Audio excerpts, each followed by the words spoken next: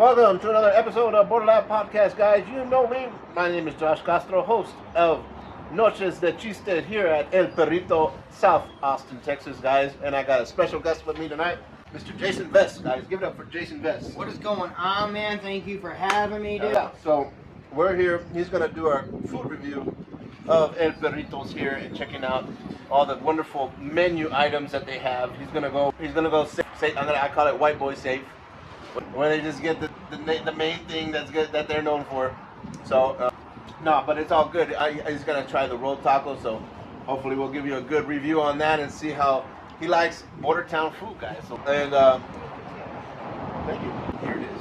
Ah. So this is like the staple dish. This is what they're known for. Yeah. Whoa, it's like a taquito. Yeah, pretty much. So it's basically food that you eat when you're drunk, hangover food. But and so it's good, different. I mean, like even you don't gotta be drunk. You can be stoned. This is really good. Okay. I know you're military too, and Retired. Retired military. And branch of service were you? I retired out of the National Guard. National Guard. I was a full-time recruiter for the National Guard. So I got active duty retirement, but that's what I did. I was active duty for the National Guard. Oh, okay. It was my full-time job. Holy shit. Well, we're definitely going to get into a conversation about that. But I grew up in a big border town where there's a big military base called Fort Bliss. Yeah, El Paso. Yeah.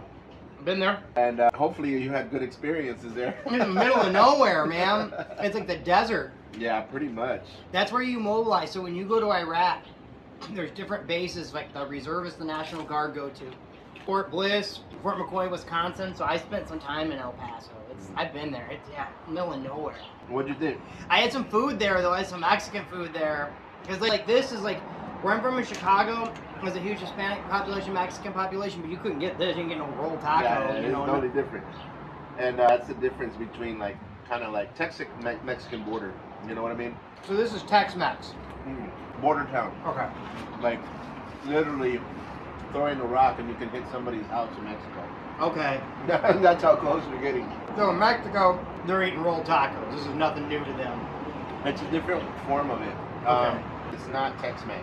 It's kind of hard. Like our food is obviously border town, but we come in a very unique area because you got to look at the demographic and geography of it. We're right there with New Mexico. We got a little sliver of Texas, and then there's Old Mexico. Right? Okay. We got three blends of great flavors. You know what I mean?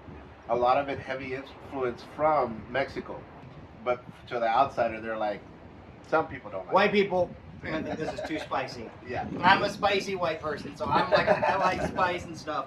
So like most white people will be like my wife, she would be like, no, this is too spicy. This is like perfect for me. Yeah. And this is base spice. So this is how you know you guys like your spice, because this is like the base. Like if I were to have spicy, they're spicier than this. Yeah. No. I love it. Yeah. And I grew up on spicy food. Well, it's like in Michigan. It's like on the southwest side of Detroit. It's like we're the only place you can get Mexican food in the city of Detroit. Yeah. Southwest side, that's it. It's a huge Hispanic population. Yeah. But they got some puffy tacos. But it isn't anything like a puffy taco here in Texas. It's not the same thing. Exactly. That's some American shit, you know. That they made that for the white people. But here, it's like it's different. That's why I think I like a little bit about like Austin and Texas in general. Is there's so much culture that I didn't know existed. Yeah. Especially in the Hispanic community, Mexican food. Yeah. They're different. Yeah. It's not like Chicago. Chicago's got some great. Exactly. Nothing. Exactly. And that's the difference is that, you know, the more you discover Texas, the more you get into the nitty-gritty of it and see what really, how these people live in these areas, what they eat in this area. Like, oh, this is normal over here, but they always go with the locals, man. That's the best. San Antonio, best Mexican food. Way better than Austin. Yeah. Austin Mexican food's like, you gotta go to San Antonio, someplace that's sketchy as shit, you know what I'm saying, where you're scared to eat there. Well, I'm not gonna lie, bro. I wasn't really tuned on a lot of Austin food when I first moved out here. I was like, my God, this is not. Actually, Austin was the first city that I knew that where black beans existed. I didn't know black beans up until I was like 14, 15, 16 years old. I didn't know there was another type of black beans. I straight up eat pinto beans my whole life. Oh shit, okay. I didn't know there was black beans. So when I moved out, when I came out here to Austin to visit my brother, They're like, yeah, like, what do you want to eat? We went out to some restaurant, and I'm like, I'll get some nachos. And I'm like, yeah, nachos sound good. And the waiter comes up to me, would you like pinto beans or black beans? And I'm like, I looked at her like I was like, what are you? I was like, you have an option? Like, that was my thing. Like, what are black beans? I've never had black beans. And sure enough, my brother was like, yeah, man, people eat different here. That's what they be doing here. Yeah, Black beans. So they brought it out, and I never had it before. I never liked black beans until I had Puerto Rican black beans. So I was like, man, so there's nothing wrong with black beans. It's just a matter of how you cook them. And that's how I knew, like, okay, Puerto Ricans eat more black beans, and more East Coast Mexicans eat black beans. Not the Texas Mexicans. Not the Texas Mexicans. Not a damn thing, man. All I know is pinto beans, and that's all I grew up on. Those are also my cousins as well. So my neighbor lady, she makes something with black beans, where she's got this cheese. It's like a sprinkly cheese. Yeah. It's not like a melty cheese. Yeah. What's it called? I didn't know the name of Cojita. it. Yeah. Oh God. Yeah, bro. So that's crazy. So you're born and raised where? Originally from Chicago, all the way, or just that's no, in a small town in Michigan. I was born in rural America. In the middle of nowhere, in a town called Stockbridge with no culture, none. But they have Mexican restaurants, Medina's, and these people were like where I grew up is a huge migrant population because of the farming industry was there. So like in the summertime, we get like in the fall and summer we get a new families in our city. So I had a restaurant. It was authentic, but you couldn't eat in it. It was a grocery store. It was a cantina. So it was a grocery store and everything all in one. In a little town in the middle of nowhere. Yeah. I used to go there all the time, and they'd have food that like you couldn't get, like this burrito ranchero sauce that would just burn your skull, And that's where I kind of fell in love with like Mexican food. There was the Medina family in my town. Yeah. And I joined the military, and I stationed in San Antonio. Nice. So you moved to San Antonio before? You've been down there before? I was 19, and I was stationed in San Antonio, and like at Fort Sam, and all of them, all the food that's there. San Antonio's got some banging food, and the sketchiest places. But I love San Antonio better than Austin. Yeah. So you ever gonna move back over there, or are you? Maybe. That's actually what we're talking about. Eventually moving over there. Now, those are my people, man. Yeah. San Antonio is like.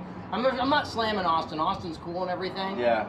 I don't know. There's like a party going on in San Antonio. Yeah. It definitely. I lived there for 10 years, and that's where my wife's from, and I'm always back and forth there. It definitely has a vibe, and a lot of comedians that I've known there are working right now, working their way up there, and it hasn't never really been a comedy city. There's been a comedy scene, but it's been very hard to break out to comedy locally because of the fact that it's big sports town. But now the Spurs suck, so now people are looking for other options, and I think that's changing now. But when I was there, when the Spurs were like, hold on guys, we're gonna put this open mic until the Spurs win, I'm like, half the people are already pissed off because they lost, and now we're gonna go and try to make these people laugh. No, this is not gonna work. And San Antonio was a nightmare for comedy because it was just so much sports. It was just a heavily sport dominated city that you couldn't get anybody to be interested in the arts. The only people that were interested, and it's still kind of like that, but I think it's changing now. And the more people that were very supportive and interested were the musicians were like, yeah, come on in, you want to do a set? Very welcoming, very nice, and like, oh, you guys were funny, we're going to stick around, we'll put the comedians up front.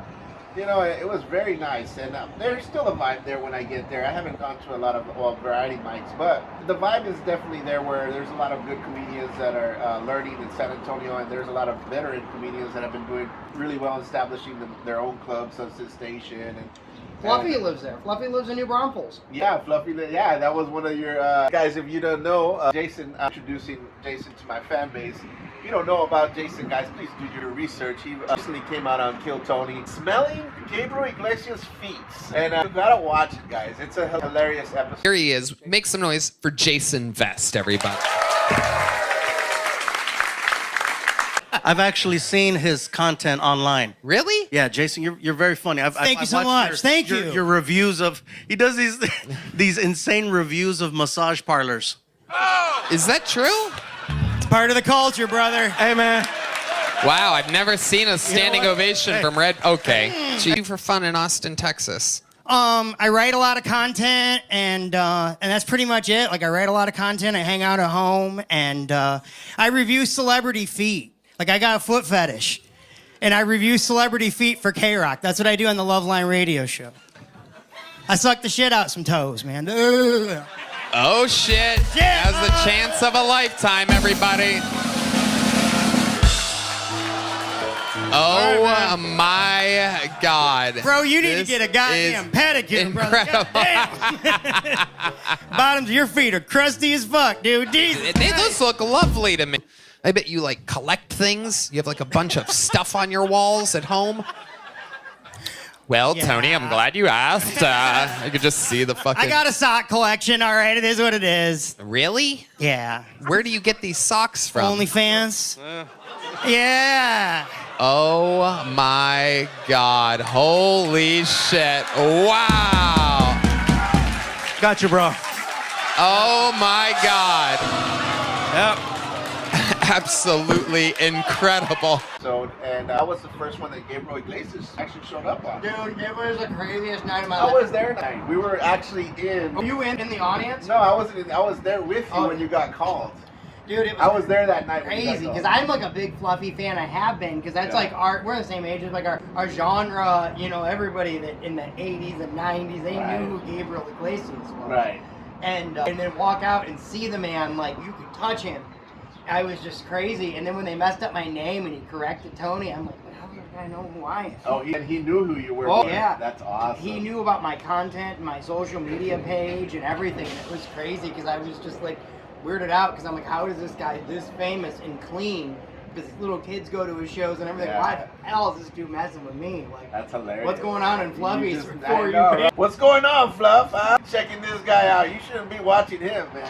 It was easily the coolest experience of my life, and I just couldn't believe it. And when it was done, I went outside and screamed. Yeah. Because I'm just like, I have Gabriel Iglesias in sock. Like, I can't believe that just happened. It was a wild episode, guys. And this was back in April, right? Or January, that's right. Yeah, I think I remember I was in that group with you when you got called. I actually signed up that night. That was the last time I signed up because I haven't had time to do it. And at the same time, it's a long process. A lot of people don't know, yeah. There's people that go every week for 2 years, 3 years, they haven't got their name called. Never got called. I did it for 9 months, bro, and 9 months was enough for me. Like, I don't want to. And that's when I first met you, because I saw you signing up too. We were both kind of like, we always run into each other, like, hey, how's it going? You know, it's just during the weekly Monday routine, you know. I got it to where the routine where like I didn't even know what I was gonna say on stage. I just showed up just to try to get called. I don't even remember like, okay, fuck, now I'm gonna get called. What's my plan? That's like the first time I got in, I didn't have a plan and I didn't watch the show. That's when I bombed really bad. Yeah. And I'm like, oh, you're gonna let me go longer than a minute? No, they Yeah. cut you off in a minute. Yeah. Bro, there's no going over. I'm Yeah. sure they might let you go over a minute if you're killing, yeah. killing, Yeah. and they're like, we do this, but I wasn't giving them anything. Yeah. It yeah. was so bad. I remember I saw your first episode. You came off a little standoffish a little bit, huh? I was so mad that it didn't go well, and I was mad at myself, and so I was just not interested in the interview. Yeah. I was like, Yeah. I'm just gonna answer generic questions. Yeah. I felt the same way because the second time I went up, I felt like I thought my episode was Drew Nickens was there. And part of that was, if you guys don't know how this works, you don't know what you're walking into. You don't know who the guest person is. They keep that information very separate. When you get called on that stage, you don't know what to expect. So when I got called, I knew something was up right away. Because as soon as I'm walking in, I see Drew Nickens on the side, just kind of like, hey, buddy. Like, kind of giving this, like, deer with a head with the eyes big and caught in the headlights, and I was like, man, that doesn't look good. And then so they finally called me out, and I do my first joke, and it doesn't hit, and I knew automatically. I felt the resistance from the crowd, and I was like, something's going on here. I go, because this joke hits, and in my head I'm thinking, all right, just keep going. Sure enough, the joke fell flat. Started interviewing me, and they started bringing like apparently throughout the episode, I didn't know this, they were waiting for people to bomb so they can bring Drew Nickens out And bring him out again. again. And so the thing that I got is when I first came out, I saw Drew there. He's like, man, I hope you are funny because I don't want to go up. He gave me that look, man. Like, I hope you're funny so I don't have to go They back kept up. forcing him to go out. Yes. He's like, oh, that would be terrifying. So I did that, and I bombed, but I didn't bomb the interview. I think after a while, I just started fucking with him, and I didn't give him any truthful answers. It was halfway truths, and I was just like, at that point, I was just making message. Like, I don't know, I have a wife, I guess. I don't know if you want to call her that, you know, like, well, like, I have a roommate, all the way, you know, like. You're like I was the first time it didn't go well, and I'm just like, you know what? Yeah. This isn't fun for me. Yeah. I just want them, but I also too I kept trying to salvage it. Yeah. And it was like, it wasn't salvageable. And if I would have been and in hindsight, if I would have just been like, I really bombed. Yeah. I think the interview still could have been salvageable, Yeah. but I didn't because when you do that show, it's about being like honest, Right, real, right. raw. Yeah, That's yourself. really what they want. That's what they want, the real you. And when you don't give them that, then Tony got annoyed, and when Tony's annoyed, the crowd's annoyed. Yeah. But like yeah. you were up in an impossible scenario. Yeah, exactly. They wanted to see Drew Nickens because everybody wants to see because it was such a big night for him. Exactly. And I felt bad for him, but at the same time I felt good because, yes, motherfucker, go through this fire, go through this gauntlet, so you can see and go through it, man. And he came out a warrior, bro. He fucking stuck with it. Right now, Man's doing it. and so I'm just a fart in the wind, bro. And so I'm not bitter about it, but I know that I feel like watching your kind of experience has kind of helped me, like, okay, you can redeem yourself. Because I remember seeing your first one, I was like, man, that was pretty rough for him. But then your second one, you did a whole flip, and you were just total cool attitude about it. I didn't understand the assignment, but I also, Yeah. like, as a comic, you know when you suck. Exactly. You don't need someone to go, when someone goes, was that bad or good? If you have to ask that, you already know it's bad. Yeah. You're just hoping somebody goes, oh, it's not that bad. So that's why I never ask people, was that bad or good? I know when it's bad. Right. And so, you walk out, and I walked out, and it just said, screw it. And if I just kept working, I took a month off, and I said, I'm going to reflect. I'm not going to do this for a month. I'm going to think about what I want to do, what I want to say. Right. And then once I had that dialed down, then it was good. Yeah. But how I wanted the interview to go was completely different than how it went. Yeah. But I wrote so much in the last 5 years, like with my channel on Instagram. Yeah. I wrote so much that I was prepared this time, and they asked me questions, and I had already formulated answers. It's all material. Yeah, So yeah. it was just like, Yeah. this is slow pitch, is Yeah, what it felt like. yeah. What's the filthiest thing you've ever done? It's like, guys, really? And then I had it, and so the first one, I'm like, I'm gonna go easy. Yeah. I'm gonna start talking about getting the butthole fingered in the Waffle House. And then that hit really big, and I'm like, well, guys, I think I can go dark now. So the next one is where I went really dark, Yeah. and they just went nuts. And in improv, I took an improv class, and they taught that when the crowd's going crazy, if you give them opposition, there's two reactions they're gonna get. Either they're gonna shut up or they're gonna get louder. Yeah. So when I was like, stop, I'm not done yet. Yeah. That was all something I learned in an improv class, and Yeah. it worked. Yeah. I yelled at them, they yelled back. Yeah. So Tony's thinking I'm not knowing what I'm doing, and no, I took a class. Like I knew what I was doing, and it worked. And it was just like one of those moments, like in the military, where they say you remember your training. yeah. Yeah. That's awesome. That's a great fucking experience, man. Because like you came back swinging, and that's cool, man. You fucking handled it. Anybody can do that, though. Yeah. Not anybody has the power to do it. You just have to know and be honest with yourself. That went wrong. And some people, they're not a fit for that Kill Tony thing. Yeah.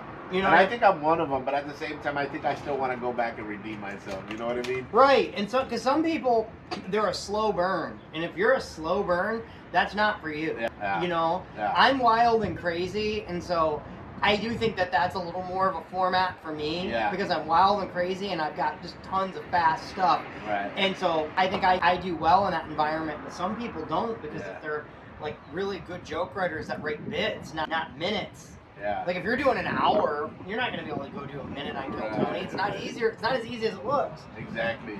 And that's In 1 minute, you have to connect. so there you go, guys. If you want to hear from the horse's mouth, guys, some guy who's been there, who's done it, take his word for it, and share. And that's why I wanted to talk to you on this podcast and get those experiences, you know, because there's a lot of times where I go out, and bro, when I'm out just in regular Texas, I say from Austin. So here's the stigma, right? Before Kill Tony came, Austin was a small scene. And so it was so small that it was guarded only by liberal comics. This was the liberal part of Texas. So every time you were from Austin, if you went to Houston, you went to court, Austin, oh, you liberal comic? Okay, make us laugh, monkey. Let's see what's up. It was always this attitude. Now flip that. Today I go outside and I go to Houston, I go to Corpus. Oh, you're from Austin? You've been on Kill Tony? Every conversation is like, oh, I can't wait till I get on site. I mean, it's a new generation. I sound like a bitter old man, you know what I mean? Well, I don't want to sound like that guy either. I think what it is, like, there was a culture shift in Austin, and it went from being kind of PC, kind of clean, kind of liberal, and then overnight, the light switch came on, and it became the town of edgelords. Yes. And I get what you're saying, because I'm an edgelord, and even some of these people here, it's like, dude, like, there's a time and a place for everything. You consider yourself an edgelord? Oh, 100%. I don't think so. But I don't consider myself for everybody. Yeah. So I'm not out here trying to get on the Dress to Kill comedy show. Right. I'm not out here submitting to comedy clubs. I have my own brand, my own audience. Yeah. And I don't force myself in places where it's not a good fit. But there are some people that are dirty and they're edgier comics that think that, oh, well, how you don't find this funny. Not everybody finds your nasty poop joke funny, dude. Yeah. Like, there's a place for it. Right. There's a place for liberal humor. Right. There's a place for, you know, raunchy humor. There's a Right. place for storytelling. There's a place for everybody. You gotta find your niche. But a lot of these people, man, especially the young kids, think that they got to be something for everyone, and then I guess then all you're doing is you're making jokes for the back of the room. Right. You're not making them for the audience. Like, I did a show last week, and the back of the room laughed, but the crowd didn't laugh. Yeah. It was just comics that laughed. The audience didn't laugh, and they're like, "Oh, this person killed." No, they didn't kill. They made other comics laugh. Yeah. Your goal is to. I don't give two shits what any stand-up comedian thinks of me. I don't care. Thank you. And it's nothing personal. Yeah. It's just I don't care. No, you're absolutely And so right. I care what the audience thinks. Exactly. That's the way it should be. But a lot of people, especially younger people, especially here, because it's super competitive in this scene. That's like, oh, I may not be able to get in front of Tony Hinchcliffe or Joe Rogan, so I gotta impress this person running this comedy show at 10:30 on a Tuesday. Yeah. I gotta say that edgy thing, and it's like you don't really have to do that. No. Like, you don't have to impress that person. Exactly. That person just be funny. Be funny. Just be funny. That's all you gotta do. And not be mean. And sometimes, like, people confuse mean with funny. Like, I was at another comedy show, Austin show, and a heckler. And the comic basically called this woman ugly, told her she looked like a man. And I don't know, man. I grew up in the 1% biker world. That's what I grew up in. Yeah. You do not talk shit about someone's wife. Yeah. We learned nothing from Will Smith. Right. Right? Right. And I'm like, I was just hoping this dude was going to beat the shit out of that comedian up front. Because that's what I would have done. Yeah. You know what I mean? Yeah, And sure. people don't realize that sometimes there's some people that are all business. Right. And they will beat your They'll ass. fuck your ass up. They will fuck your ass. They're not going to be one of these people going, oh, go see this comedian. Yeah, You start talking shit about another man's wife. Yep. Like, and I was just like, these people are stupid. You know, it's like. Right. Yeah, people don't really understand it's that fuck around and find out phase. And like, you know, Texas has this, you know, persona of very nice people. And I agree with that because I'm from Texas. I know we're nice, but there's a point where like, yeah, we don't tolerate any of that shit. You know what I mean? There's a place for it, man, because I tell you, I've done some shows in San Antonio. Yeah. Did a show in Port Lavaca. Yeah. While I never performed for that, like Mexicans out there, it was all Hispanic show. Where'd you go? Some theater, and I have a joke about a strip club. I don't want to talk about it here, but I had a joke about a strip club, but I changed it to be the local strip club. And there was a girl that was pregnant, and she worked at that strip club. And I worked there, and it was freaking wild, like lit, man. I like performing for diverse audiences. Like in Detroit, I was pretty much accepted by the urban community. Yeah. In Chicago, urban community. Black rooms. Yeah, I did the black rooms and the gay rooms. Yeah. And those were the two rooms that I did. The two people that fucked me. Nobody in the middle fucked me. Yeah. And but man, yeah. And then you move down here and there ain't no black people. Not in Austin anyway. You got to go to San Antonio. Yeah. And I start getting booked on Dallas and stuff like that. You know. But it's funny because it's like you see the dynamics in it. Yeah, I don't like performing in Austin that much. Yeah. Because the crowds are just, it's the same, the different versions of the same white dude. It's touristy. It's very touristy. Yeah, and it's nothing like I would do shows in Austin, I don't want to say that. Right. But if you ask where I prefer to perform, Minnesota, Right. middle of nowhere, Yeah. San Antonio, Port Lavaca, Yeah. you know, these little towns where it's just, they're itching for some comedy that Right. maybe they don't have a comedy club. Exactly. Those are the places I like to go to too. And that's where I do my runs down. I created BorderLaughs run down to. My friend helps me. My friend hooks down and resort, so he gets a lot of comics. I send him a lot of comics his way, and I try to book the little towns all around that area. Corpus Christi, you know, in Victoria, Texas, Refugio, like all these little border like. And that's where I like to be, man. RGV, Rio Grande Valley, those are little, like those places where the cartel lives and breathes. Oh man, Howling at the moon. It's a different type of person. It is. When you, it is a. I told my wife when we went to Port Lavaca, I'm like, these are different people. These are our people. Yeah, like I yeah. couldn't believe it. I was just like, but it's funny because sometimes in Texas you got to travel to find real people. Yeah. It's hard to find real people here in Austin. Yeah, Austin is very, I don't know how to explain it. It's definitely different. And I've been here since the dawn of time of when comic old scene was here and now it's a new scene. I still haven't figured out this new scene. And I guess it's more of a generational thing with me because there's a lot of new comics and I just see them on stage and I just don't get it. I don't get it. I'm trying to, and I'm trying to get some of these white boys too. That like when they come out here and they talk about Jews. I'm sorry, I'm Mexican. I had no Jews around me. Like I don't know. I don't get the references, and I don't understand why it's such a punch down for these white boys to talk about Jewish people. I only knew them in the book.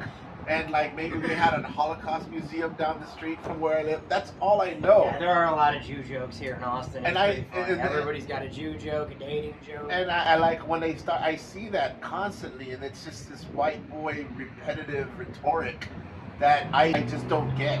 I don't get it. In Austin, to do damage in Austin, actually do something here in Austin, you have to realize that you have to make your own lane, and it can't be in the comedy scene because, like, I see everybody that, and this isn't a burn to anyone in the Austin comedy scene, but I see people. No, let it burn. No, it's not a burn. It's like you see people chasing the shiny object. Yeah, exactly. Right, and the shiny object might be the clubs. It might be this. Yeah. But what about getting really good? Right. Right? And so it's like, what about like writing? Because Right. writing is going to save you in comedy. That's what's going to save you in performing and writing.